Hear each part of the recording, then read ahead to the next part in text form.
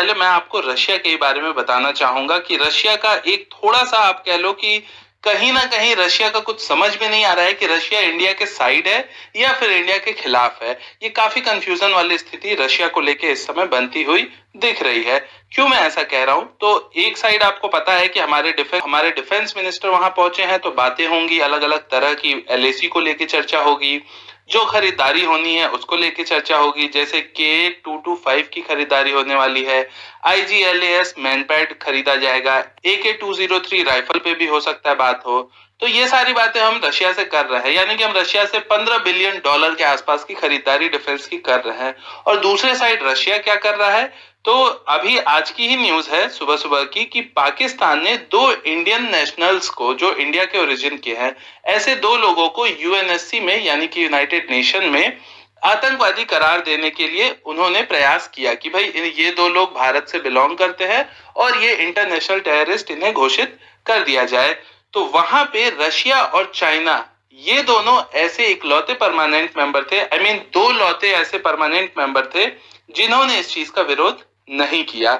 इसके अलावा France, UK और यूएस, ये 5 जो परमानेंट मेंबर है चाइना और रशिया के अलावा, उसमें से ये 3 जो है यूएस, यूके, फ्रांस, इन तीनों ने ब्लॉक किया पाकिस्तान के उस रिक्वेस्ट को, और इन तीनों की वजह से वहां पे ये चीज नहीं हो पाई। इन तीनों का साथ देने के लिए वहां पे जर्मनी और बेल्जियम भी आए। इन 5 देशों ने मिलकर पाकिस्तान के उस प्रस्ताव को ब्लॉक कर दिया। लेकिन आश्चर्य की बात है कि चाइना और रशिया, ये दोनों कंट्री न्यूट्रल रह गई। चाइना से तो हम वैसे भी उम्मीद नहीं करते, तो छोड़ दो उनकी बात, वो तो विरोध भी करे तो कोई बात नहीं, लेकिन रशिया ने हेल्प नहीं किया ब्लॉक करने में। ये काफी ज्यादा चौंकाने वाली बात है अपने आप में। तो इसका फ्यूचर में बहुत बड़ा इम्पैक्ट हो सकता है, मुझे ऐसा लगता है। खैर, आपका क्या कहना है इस बारे में, आप भी कमेंट सेक्शन में बताइएगा। ये बात हो गई रशिया की।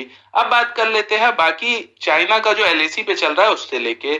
तो हमारे एयर चीफ मार्शल दोस्तों, उन्होंने कल विजिट किया था एलएसी पे, जो हमारे एयर बेसेस हैं वहां पे, यानी कि 2 सितंबर को, और 3 और 4 सितंबर यानी कि आज और कल के लिए विजिट करेंगे हमारे जो आर्मी चीफ हैं, वो वहां के अलग अलग मिलिट्री बेसेस पे, और वहां पे देखेंगे कि किस तरह की तैयारी है, क्या कोई कमी है। तो ये सारी चीजें देखी जाएंगी वहां पे। इसके अलावा ये जो इंपॉर्टेंट अपडेट थी, ये कल की थी, जो मैंने कल नहीं बता पाया था मैं, कि जो चाइना का कमांडर था, जो कि उस समय 2930 की रात के दिन मौजूद था वहां पे जहां पे झड़प हुई थी भारत और चाइना के बीच में बॉर्डर पे, वहां पे झड़प, मुझे ऐसा लगता है दोस्तों कि वो काफी सीरियस झड़प थी, उतनी कम नहीं थी जितनी कम इसे दिखाया जा रहा है मीडिया में।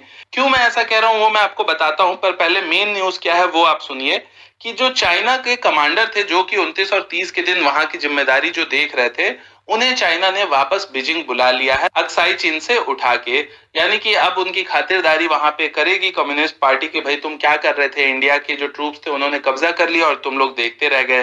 तो शायद इस बारे में कुछ चर्चा होगी। पर हाँ, मैं क्यों कह रहा हूं कि ये जो क्लैश था ये काफी ज्यादा सीरियस था। कई लोगों ने कमेंट सेक्शन में भी पूछा था कि एसएफएफ के हमारे एक जो ट्रूप है उनके शहीद होने की न्यूज आ रही है।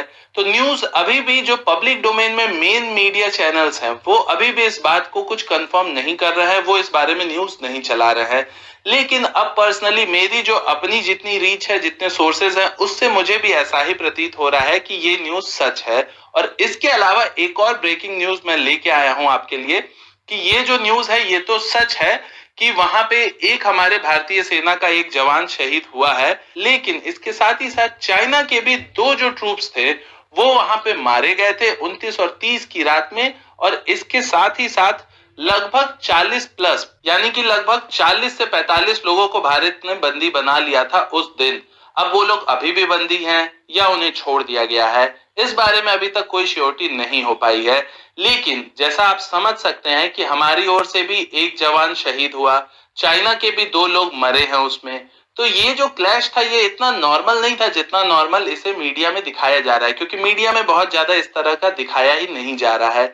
ये क्लैश उससे कहीं ज्यादा था। तो ये काफी इंपॉर्टेंट चीज है कि इस क्लैश में ये घटना हुई थी। तो अभी तो यही कंफर्म हो पाया है, लेकिन मैं उम्मीद करूंगा कि आगे के समय में मीडिया चैनल्स भी इसको ज्यादा अच्छे तरीके से कवर करे। तो अभी के अपडेट के लिए इतना। चैनल पे नए हैं तो सब्सक्राइब करके ही जाइएगा, और वीडियो अच्छा लगा हो तो लाइक शेयर जरूर करिएगा। नमस्कार, जय हिंद।